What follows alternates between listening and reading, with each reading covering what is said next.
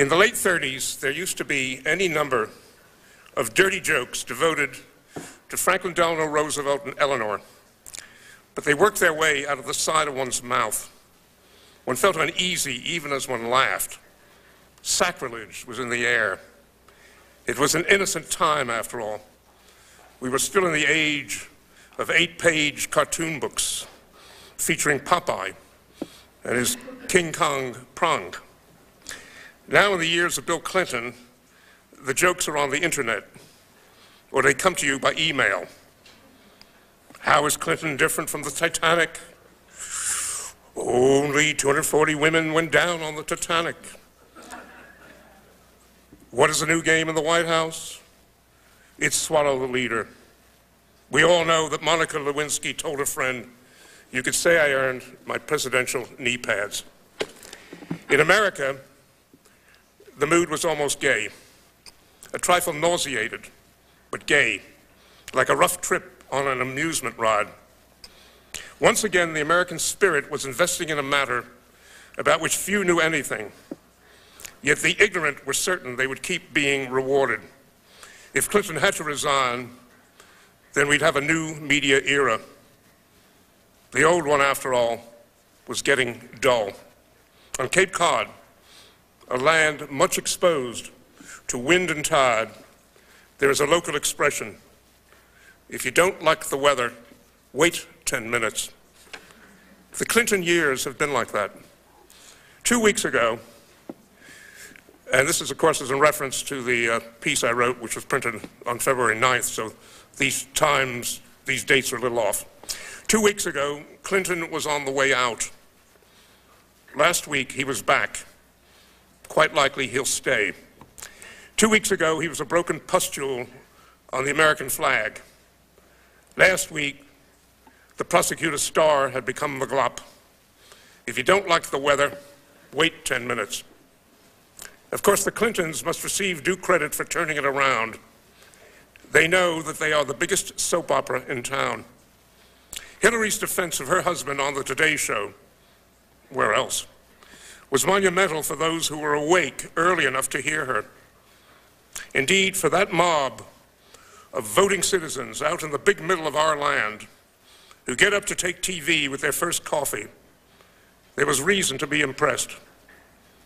Here was a woman who had virtually been accused of every crime from murder to illegal manhandling of official files, and she was undented. She was undaunted. Indeed, she was better looking now, at least in the soft focus of newspaper photographs, than when Hill and Bill took office 5 years ago. She was certainly more chic. She was easily the equal of any doyenne at a New York do. What iron on the lady!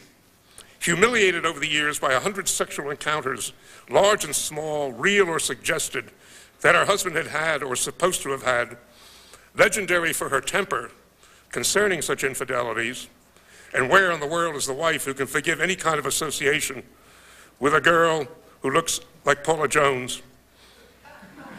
Yes, how does an upscale wife ever forgive that little matter when it's a woman whose face is raw with need and void of mystery? Poor Paula Jones. And there is Bill with his trousers now famous for being shucked down to his ankles. Is he a redneck? No self-respecting dude would ever look to encourage fellatio while his ankles are locked by wadded pants. Yes, that's why the New York Times probably wouldn't print it, yes. Yes, Hillary has suffered humiliations on a scale few women in history can match. Yet there it is. She comes out early on the morning of the day on which Bill will give his State of the Union speech, and she defends her man with fury, conviction, and purpose.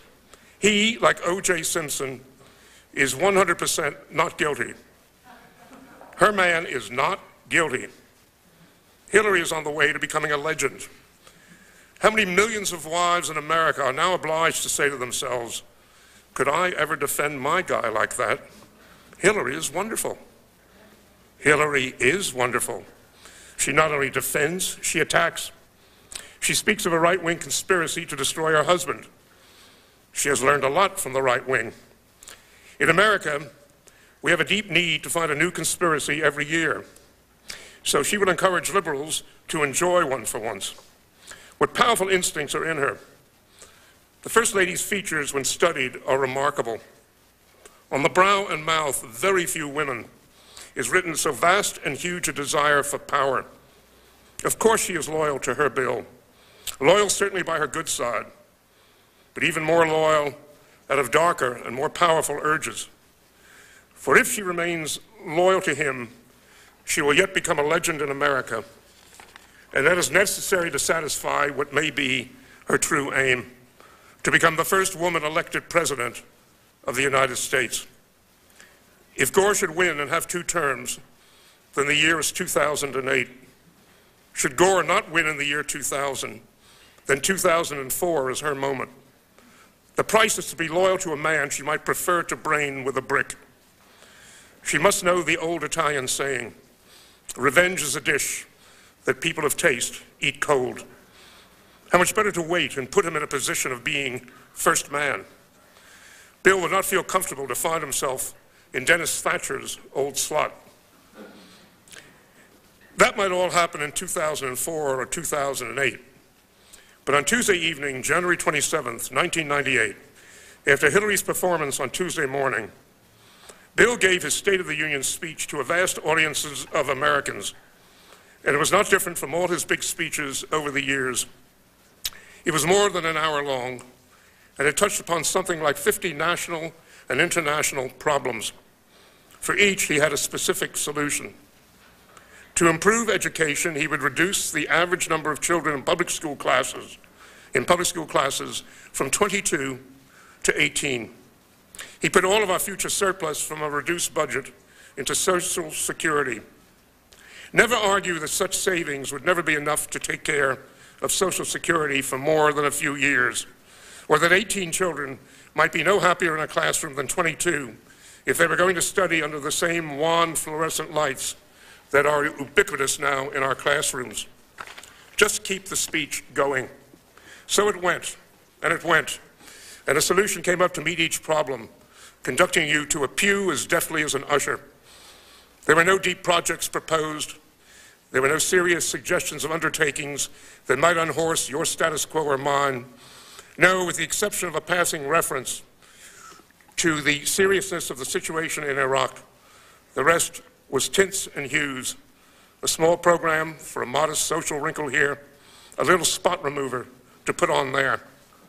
It was, when all was said, a cosmetician's catalog, but it had been developed by a consummate pitchman who could project a sweetness of mien, a steadfastness of purpose, and the healthy, earnest suggestion that no citizen of America who was in want could possibly be alien to him. Like all the other major speeches he had given, very few of the proposed programs would be obtainable once they entered the jaws of the Republican Congress. And whatever did get done would not change much out there. Yet how good he is at it. This Tuesday night, he gave the greatest of all the hour-long, empty, itemized speeches he has delivered year after year. For on this night, Bill Clinton was the real substance. He never faltered once. He never gave a hint there was a girl named Monica Lewinsky, and she had a tale, or 2, or 3, or 4 to tell. He showed why he was president. Millions of American men also out there watching have been caught once or twice in infidelities by their wives, so they knew what it takes. When it had happened to them, they could barely function. For weeks, they had had to run on empty. But here was a guy who could put all his troubles in a box and act like he had not a care in the world but to be good and effective and aware of all the things to be done. No wonder he was the president. Yes, he had finally convinced the American people. Maybe he had dodged getting into a soldier's uniform, but he was still a man, because now he had shown that he could stand up in public and exhibit grace under pressure. In America, we care only for heroes. Grace under pressure suggests that you are one of the boys who deserve to be invited into the club. Clinton had hitherto been, to use the nicest word, a house pet for the Republicans. While they would have never admitted, Clinton had been wonderful for them. His proposed medical program had sunk of its own dolorous complexity because he had attempted to keep everyone happy. He never bit the bullet long enough to say, let's just pay for it. Let's go to bed at night knowing the poor and the old and the sick can also sleep. If we are a Judeo-Christian nation, let us put our money where our mouth is. No. He kept his medical program complicated, and he lost. But then he had lost before he began. To guarantee future defeat, he had tried earlier to get the gays accepted in the military. That is equal in difficulty and in naivete to trying to insert one's member up the buttocks of the Pentagon. So the Republicans could love what he did for them. He had managed to mess up his first 2 years sufficiently to bring in a Yahoo Republican Congress in 1994. Afterward, he never tried to fight them. It was easier to leach out what remained of the bedraggled spirit of the Democratic Party by moving himself into the middle of the Republican Party. Clinton then ended welfare as we know it, which was just what the Republicans wanted. However, he did not end corporate welfare. He did not assume the rich were no more entitled to a free ride than the poor. Instead, he used his mouth. He spoke of beautiful social programs, little social programs on low budgets. But by his acts, he completed the scenario of Reaganism, which was more than George Bush had ever dared to do. He took apart what was left of the safety net for the poor in order that the maximization of profit for the rich might be maximized more. Under Clinton, the rich got vastly richer. All the while, on his spiritual saxophone, Clinton played tender, resonant ballads for blacks and women. Some of them even got high-end jobs. It was gilt-edged tokenism. Measured as a Democrat, however, who might retain some real social purpose, he was a dork and a nerd. On the other hand, but for the possible exception of Hillary, he was the most powerful Clintonite in the country. He was indeed a mighty lion of a Clintonite. He was his own most important and powerful project. That is true of more than a few of us. The crucial difference here is that Clinton is most mighty as a lion when his favorite project, himself, is threatened. He is at his best when wounded. How many can say that?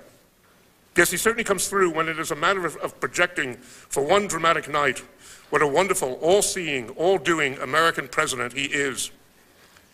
What he does not deliver, of course, is any vision of the world larger than himself. How can he? His deepest relations are not with the world, but with himself. So his political charm is beyond measure when the occasion presents an appropriate contest for him. That field of contest is to go out and save himself. This he succeeds in doing by standing up superbly in public when everyone else would be supine with panic before the media onslaught. He, however, knows better. He knows that the media is like Madame de Stael, who used to throw her friends into the pool for the pleasure of fishing them out again. He knows that if he shows up, if he speaks and never misses a beat, it will, under the circumstances, come over to the audience as an impressive work of oratory. In truth, it is not oratory, but moxie. When it comes to real oratory, Clinton has always lived in the foothills of speech-making, as if his most profound belief is that it would be obscene to attempt to scale the heights. Perhaps it would. Everybody reveals their human fraudulence in their own way, and Clinton has compromised so much of his life that high rhetoric could gag in his throat. The real horror is that if he had had the courage over these years to fight real wars for others less powerful than himself, he could have been a great president. Therefore, a nightmare waits for him. Let us conceive of a putative artist who has the creative resources of Shakespeare or Tolstoy or Picasso or Mozart, but fails nonetheless to achieve greatness. And this is not through a lack of talent, but by inanition of character. We can only begin to ponder the anguish. To possess God-given political gifts, as Clinton does, and not use them for major purposes. Perhaps there have been 50 or 100 such artists of all persuasions in our century, and it is likely that Clinton is one of them. What a horror to be so near to greatness, and yet be obliged to appear to so many in our American world as that gangling dude in a hotel room, dick out, his pants around his ankles. Does it matter that now it is a younger woman under the media gun, and he is now commander-in-chief? The great question merely deepens. How can he, Bill Clinton, endanger his presidency so? Of course, men take weird chances when the navigator at the center oneself whispers in the dream, "Kid, your terminal illness is near." For some, the cure is to visit the moon of moral peril. If the cause of cancer is undissolved shame, and cancer is a revolt of the selves against the hegemony of the CEO, that mysterious chief ego officer who runs the body, then it may be that Clinton is full of undissolved shame. Let us warrant that it is not because of oral sex. He comes from Arkansas, a good Baptist land, where it ain't a sin if you don't stick it in. His shame, if he has any, is that he has never been able to stand up to the big money. He is powerless before men of huge financial size. Face to face with such buccos, the wind dies and the proud flag on the flagship commences to droop. As Monica Lewinsky is to Bill Clinton, so is Clinton to the big money. Just a kid trying to earn his presidential knee pads. If it all comes to the worst for him and he's obliged to resign, a denouement which seems unlikely at this writing, well then an old moral law will have been observed. The criminal is rarely condemned for his true crime. Nixon's sins in Watergate were venial compared to the monstrosity of allowing the war in Vietnam to wind down over 4 years while 2 million more Asian men and women were killed. And Clinton's major crime is not that he has charged relations of one sort or another in the White House with a young girl, but that he betrayed the poor and enriched the wealthy. As a churchgoer, he ought to know that the gates of heaven are not always open if you approach with that little blemish on your soul.